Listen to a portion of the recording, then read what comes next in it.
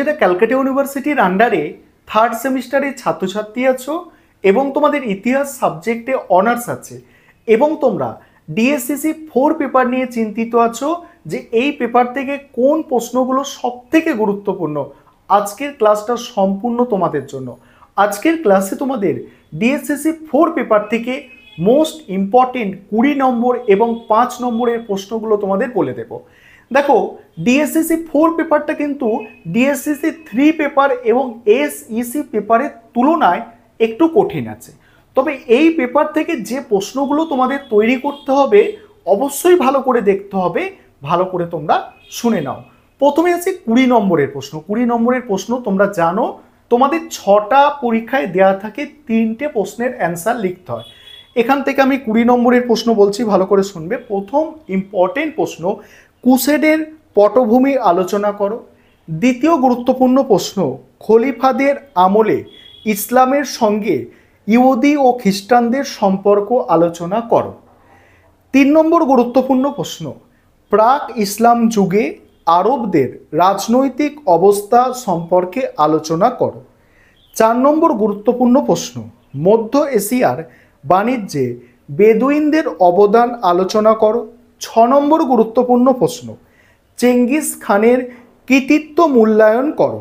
7 নম্বর গুরুত্বপূর্ণ প্রশ্ন, তুমি কি মনে করো মঙ্গল সংস্কৃতি বিশ্ব সভ্যতাকে সমৃদ্ধ করেছে? পরের প্রশ্ন, পীরেন তথ্য ব্যাখ্যা করো। পীরেন তথ্য ব্যাখ্যা করো। নেক্সট প্রশ্ন, দ্বাদশ শতকীয় নবজাগরণের বৈশিষ্ট্য আলোচনা করো। নেক্সট প্রশ্ন, মধ্যযুগে ইউরোপের শিক্ষা ব্যবস্থায় বিশ্ববিদ্যালয়গুলির অবদান আলোচনা করো। পরের প্রশ্ন, সামন্ততন্ত্রের পতন সংক্রান্ত ঐতিহাসিক বিতর্ক আলোচনা করো। আরেকটা প্রশ্ন এখান থেকে দেখতে পারো, রোমান সাম্রাজ্যের পতনের কারণগুলি আলোচনা করো। এই হচ্ছে তোমাদের ডিএসসিসি 4 পেপারের 20 নম্বরের প্রশ্নের সাজেশন। তোমরা যদি বলো যে স্যার আরও কোনগুলো ইম্পর্টেন্ট, কোনগুলো, এই যে এতগুলো বললেন এগুলোর মধ্যে সবথেকে কোনগুলো গুরুত্বপূর্ণ, দেখো প্রথম যে 6টা প্রশ্ন তোমাদের বলেছি এই 6টা হচ্ছে সবথেকে গুরুত্বপূর্ণ।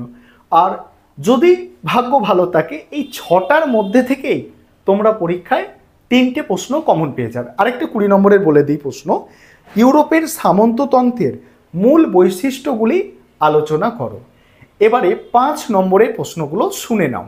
5 নম্বরের প্রশ্ন, বেদুইনদের সমাজ জীবনের ওপর একটি টিকা লেখো।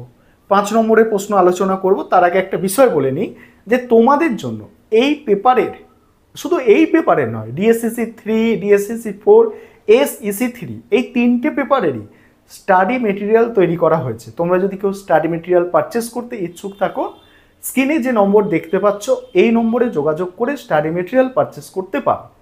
এবার 5 নম্বরের প্রশ্নগুলো শুনে নাও। একটা প্রশ্ন তো বলেছি, বেদুইনদের সমাজ জীবনের ওপর একটি টিকা।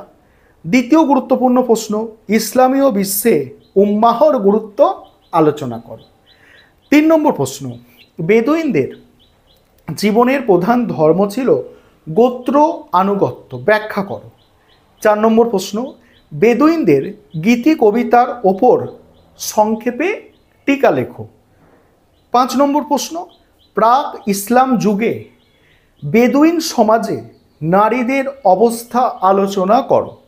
6 নম্বর, কুবলাই খানের রাজত্বকালকে কি মঙ্গল শাসনের স্বর্ণযুগ বলা যায়? পরের প্রশ্ন, মঙ্গল ইতিহাসে গোল্ডেন হোড সাম্রাজ্যের গুরুত্ব আলোচনা করো। নেক্সট 8 নম্বর প্রশ্ন, অটোমান তুর্কি সাম্রাজ্যের পতনের কারণ বিশ্লেষণ করো। 9 নম্বর প্রশ্ন, রোমান সাম্রাজ্যের পতনের কারণ আলোচনা করো। 10 নম্বর প্রশ্ন, ক্যারোলিনজিও নবজাগরণের সংক্ষিপ্ত টিকা। তারপরে ম্যানর ব্যবস্থার গুরুত্ব এবং হজরত মুহাম্মদের আমলে ইসলামের সঙ্গে ইহুদিদের সম্পর্ক ব্যাখ্যা করো। এই হচ্ছে তোমাদের টোটাল সাজেশান। আবারও বলছি, প্রথম যে প্রশ্নগুলো আমি বলেছি সেগুলো সবথেকে গুরুত্বপূর্ণ। আর এই প্রশ্নগুলো তোমরা পরীক্ষার আগে ভালো করে তৈরি করে নাও। তোমাদের শিডিউল দেওয়া হয়েছে ইউনিভার্সিটির পক্ষ থেকে, অর্থাৎ রুটিন পেয়েছো তোমরা। আর বেশি সময় নেই, এগুলো করো এবং আমি এর পরবর্তীতে তোমাদের ডিএসসিসি 4 পেপারে মক টেস্টের প্রশ্নপত্র নিয়ে আলোচনা করব। আজকেই তোমরা মক টেস্টের প্রশ্নপত্র পেয়ে যাবে।